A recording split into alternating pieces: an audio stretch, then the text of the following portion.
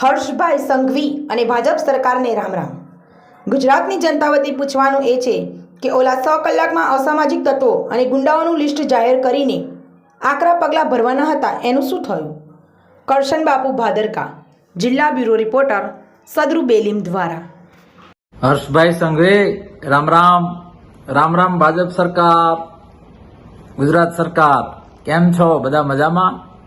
Mobile મચડતો હતો તો એમાં એક મોટો બધો મગરમચ્છ આવ્યો તો યાદ આવ્યું 100 કલાકમાં અસામાજિક તત્વો ગુંડાઓનું લિસ્ટ કંઈક તમે બનાવવાના હતા।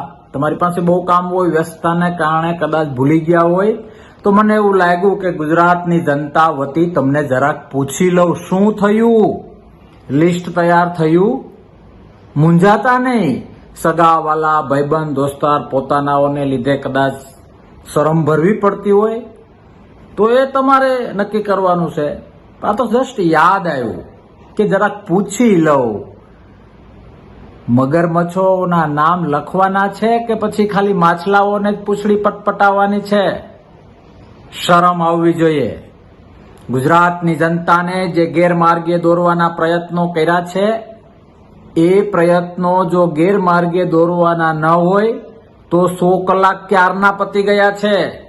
ડિક્લેર કરો અસામાજિક તત્વોના નામ, ડિક્લેર કરો ગુંડાઓના નામ। 100 કલાક તો ગયા ઉદારતાથી, 100 દિવસ આપ્યા, મોજ કરો, પણ ખંખારો ખાઈને નામ ડિક્લેર કરો અને એક એક ઉપર એક્શન લો।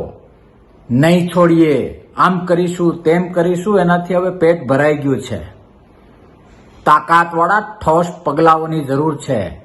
અમારું કે મારું નહીં, ગુજરાતની જનતાનું આ એક મંતવ્ય છે કે અમે રાહમાં છીએ, રાહમાં તમારું એ લિસ્ટના દર્શન કરવા માટે। મહેરબાની કરો અને ગુજરાતને ભયમુક્ત કરો। સરકાર તમારી છે, ધર્મ તમારો છે, એ ધર્મ નિભાવો, નહીં તો આધ્યાત્મિક રીતે પણ માફીને પાત્ર નથી અને ગુજરાતની જનતા પણ માફ નહીં કરે।